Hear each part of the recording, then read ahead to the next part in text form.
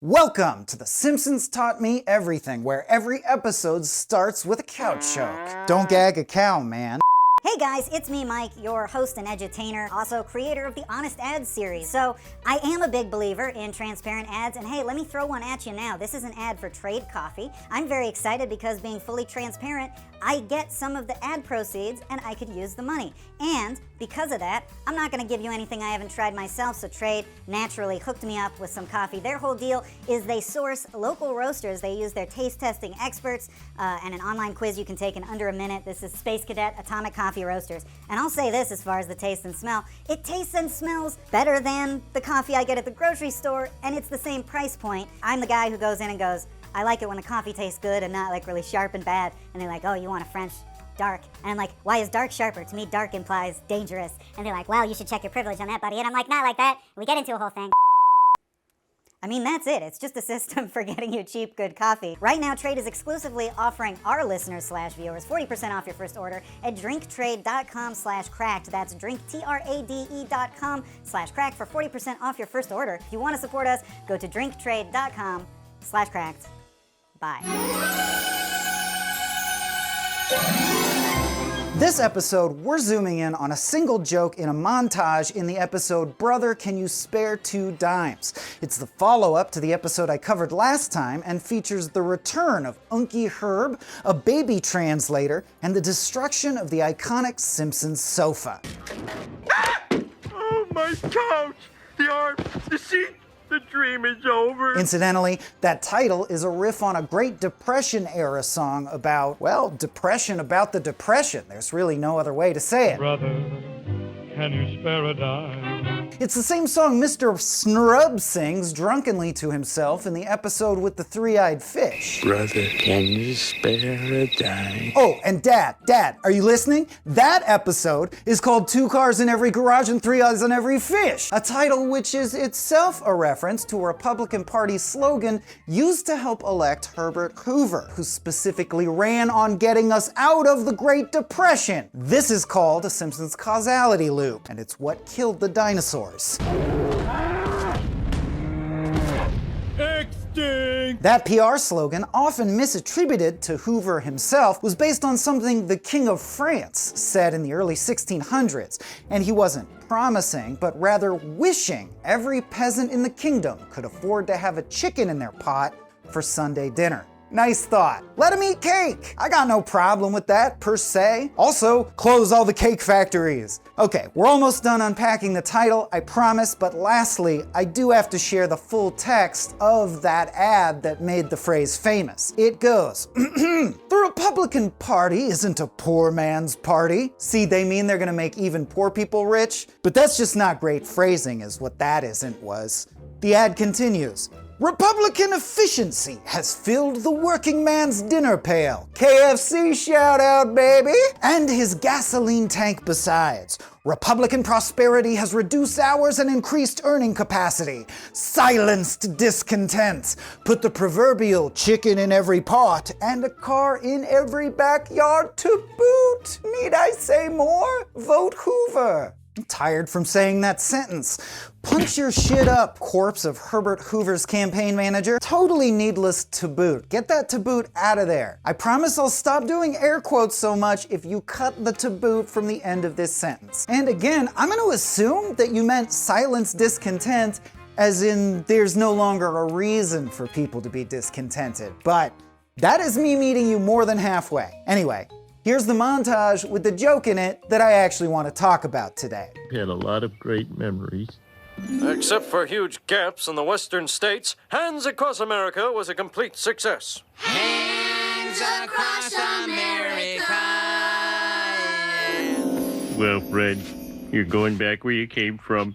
The curb in front of Flanders' house. That's right, you guessed it. I want to find out why the hell Helen Lovejoy has neon pink hair in this scene. My theory is that's actually Helen Lovejoy's tethered doppelganger from the end of the Jordan Peele movie Us. That creepy scene is also an explicit reference to Hands Across America, the 1986 charity event aimed at fighting hunger and homelessness in the US. Wait, but I thought Hoover and the boys fixed that. Wasn't that the chicken promise? I get to park my car in the yard and stuff a chicken in the pot? Ma, where's my working man's lunch pail? I gotta check something. The movie Us uses Hands Across America imagery to deftly evoke both the concept of tethering and the hollow hypocrisy of our long history of having big charity events, but then there still seem to be a lot of unhoused and suffering people around. What's up with that? Here's a catchphrase you better learn for your adult years. Hey, buddy, got a quarter?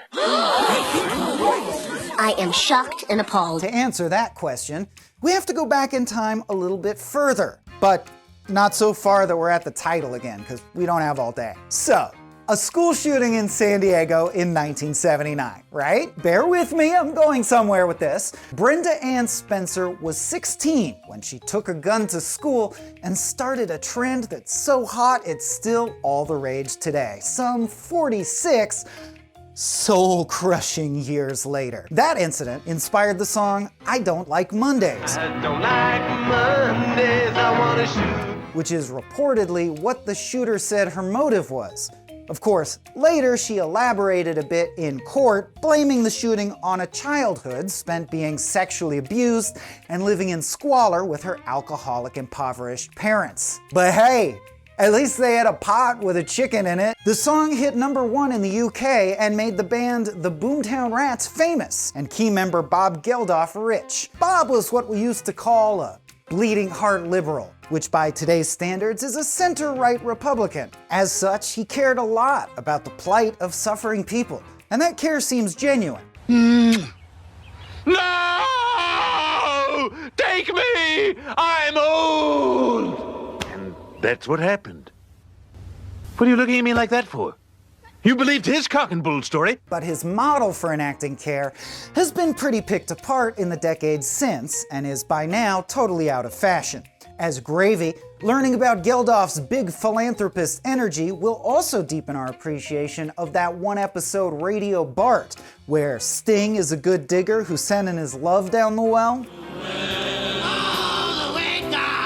You see, Big Bob, like all boomers, thought that Woodstock was the fucking greatest thing mankind had ever goddamn accomplished, and worked tirelessly to recapture that feeling by throwing elaborate parties to raise money for great causes. What's the point of this fancy ball? Why, dear, to raise awareness. The great causes part gave the parties a reason to exist, beyond having mud sex with strangers to a Jimi Hendrix guitar solo, and the appeal of good press and maybe possibly actually helping some people somewhere was S-tier celebrity bait. There's no better way to show compassion than trotting out a few Kardashians. The Simpsons' Well song is explicitly a parody of one of Bob's biggest joints, We Are the World, designed to raise money to aid victims of a famine in Ethiopia.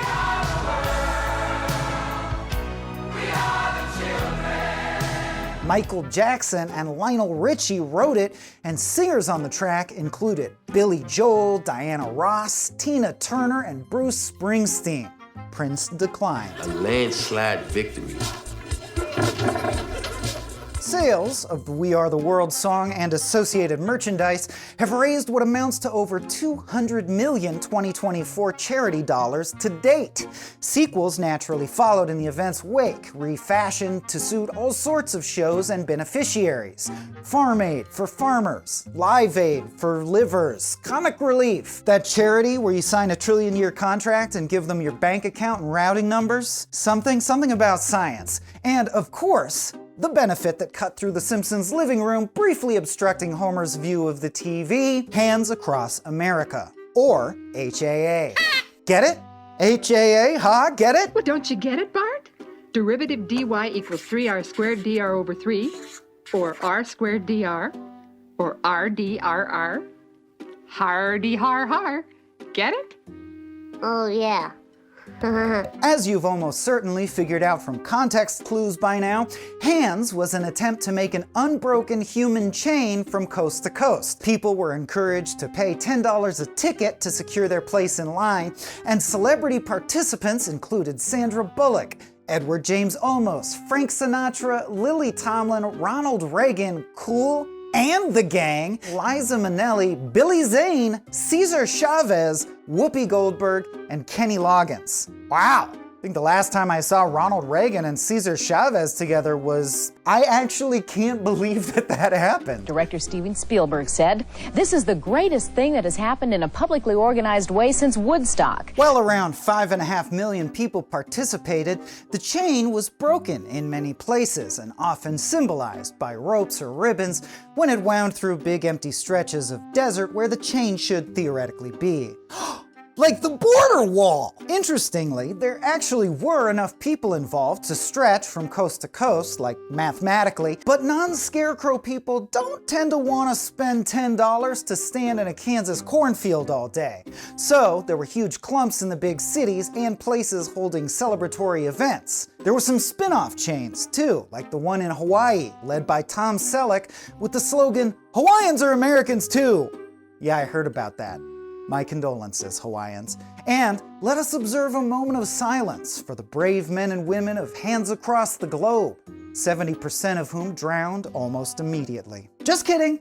They were all rescued by billionaires in tiny custom submarines and everything worked out fine. Woo-hoo! There was a theme song written for Hands Across America.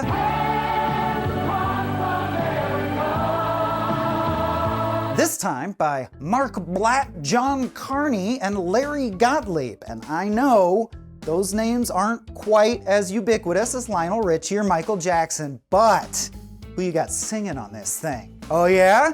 Session singers Joe Cerizano and Sandy Farina, as well as some members of Toto? Okay, so this is winding down, yeah? We went from Tina Turner to Toto. We're like, okay, I'll tell you what I miss. The rains of humanitarian aid packages down in Africa. Hands Across America raised what would equate to around $40 million today after covering its operating expenses. This was less than they'd hoped for and a huge drop-off in the amount raised by We Are the World. What started with nothing but feel-good puff pieces turned into questions from the press, like, wouldn't there be more money left for the poor people if we didn't spend 60% of our income on courting celebrities, operating costs, private jets, and a national PR campaign? Or doesn't this kind of smack of rich famous people patting themselves on the back for a fun weekend rather than a serious addressing of the industrial, corporate, operational, legal, logistical, and philosophical challenges that underlie any effort to alleviate the plight of those the system necessarily exploits to perpetuate itself? Did you go to Hollywood Upstairs Medical College too? Shouldn't it?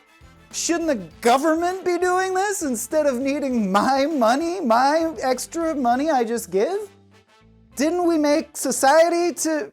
You know, don't answer any of this. I want Oprah to tell me. And the mile's paid for, so what the heck?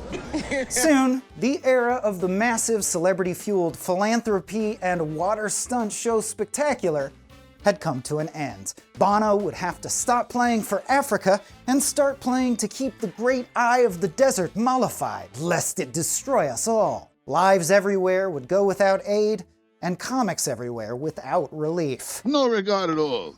No esteem either. So how do we effectively help the poor and hungry? I don't know. This isn't some more news. Also, there's no Simpsons joke about that, so why would that even be on me? But do join me again next episode when I totally move on and forget about this, just like Steven Spielberg did 2 minutes after taping that interview. I mean, a man's got ETs to worry about. Schindler problems out the ass. Amistad. Okay, join me next time for more Simpsons Taught Me Everything, if indeed this episode gets enough views, comments, and likes to justify Cracked paying to make more. I really hope you do, and they will, because I super enjoy writing the show. If you enjoy my writing or voice, I don't know why that would be true though, you can find the rest of my personal work, including podcasts, video series, a novel, a comic book, stuff like that, by searching for Small Beans on Patreon or your podcaster of choice. I like CastPod app. $49.99 a month, but it's worth it because you can speed up the content so you can like listen faster. I really don't like content that like wastes my time.